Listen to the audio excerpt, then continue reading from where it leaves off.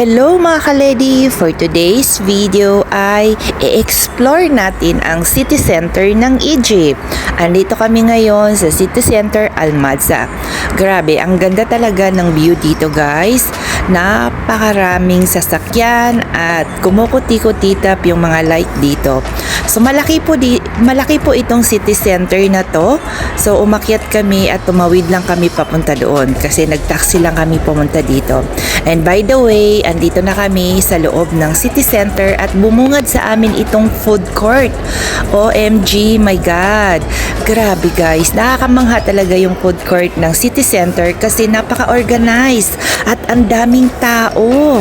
Ay nako guys, as in mamangmangha ka talaga sa mall na to kasi ang ganda niya in fairness at malawak siya. So ito yung food court na bumungad sa amin at syempre una-una namin pupuntahan yung food court kasi gutom na kami at dito kami maghahanap ng kakainin namin. Dito kami magdi-dinner. So nag-decide ako na dito ako mag-order sa Asian cuisine kasi syempre Pilipino tayo. So ganito yung mga paborito natin. Pero yung asawa ko ay nag-order ng KFC. So nag-order ako dito sa Asian cuisine. Nag-order ako dito ng noodles. So yan yung aking in-order.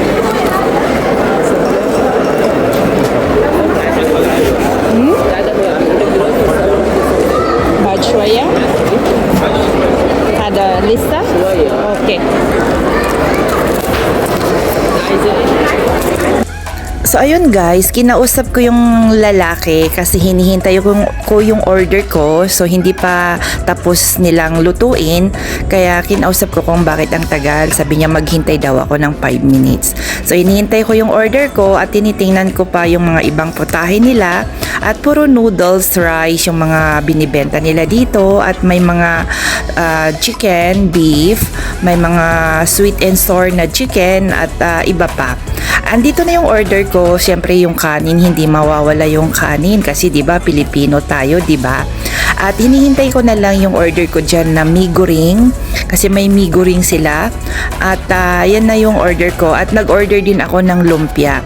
So ayun, nakuha ko na yung order ko dyan guys at pina-take out ko yung iba kasi hindi ko mauubos yan, dadalhin ko sa bahay at doon ko kakainin yung iba.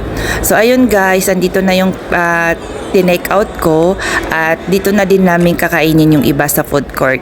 After ng pagkain namin sa food court guys, hindi ko na pinakita sa inyo, binidyohan kasi ang daming tao sa food court, nakakahiya na mag-video pa ako doon. So after namin na kumain at dito ay pumunta kami dito sa Bershka. Ginek ko kung ano yung mga sale nila dito at ang mahal pa rin kahit naka-sale sila.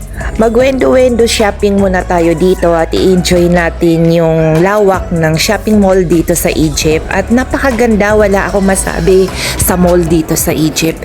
Ang ganda-ganda talaga at ang linis at napakadisiplinado ng mga tao dito ha. In fairness talaga, namamangha ako sa mga tao dito sa loob ng Egypt kasi napakadisiplinado ng tao. As in marami kasing negative comment yung ibang tao about sa mga Egyptian, pero nung pumunta ako dito sa Egypt ay kakaiba yung mga tao dito sa loob ha, yung hindi sa labas. Kasi sa labas ng bansa nila kakaiba din yung mga ugali nila. So hindi naman lahat na ganun yung mga tao kasi hindi naman pare-pareho, walang perpektong tao, di ba? Pero grabe, saludo ako yung mga tao dito sa loob. Napakadisiplinado nila. Yun lang yung masasabi ko. So move forward na tayo guys kasi hinahanap namin yung Carrefour. Pupunta kami ng Carrefour kasi may bibili lang kami ng importante naming kailangan. So pasensya na kayo kung yung pronunciation ko sa Carrefour, kayo na yung mag-adjust. At andito na nga kami sa loob at mag-ikot dito kasi may bibilhin kami. Magbibilhin lang namin kung ano yung mga importante na kulang sa bahay. At eto nga, malawak, napakalawak ng Carrefour din dito sa city center. Ang dami mong pagpipilian, ang dami mong mabibili dito na kung ano yung mga kailangan mo. Yun nga lang medyo pricey ng konti pero okay lang, carry lang din naman.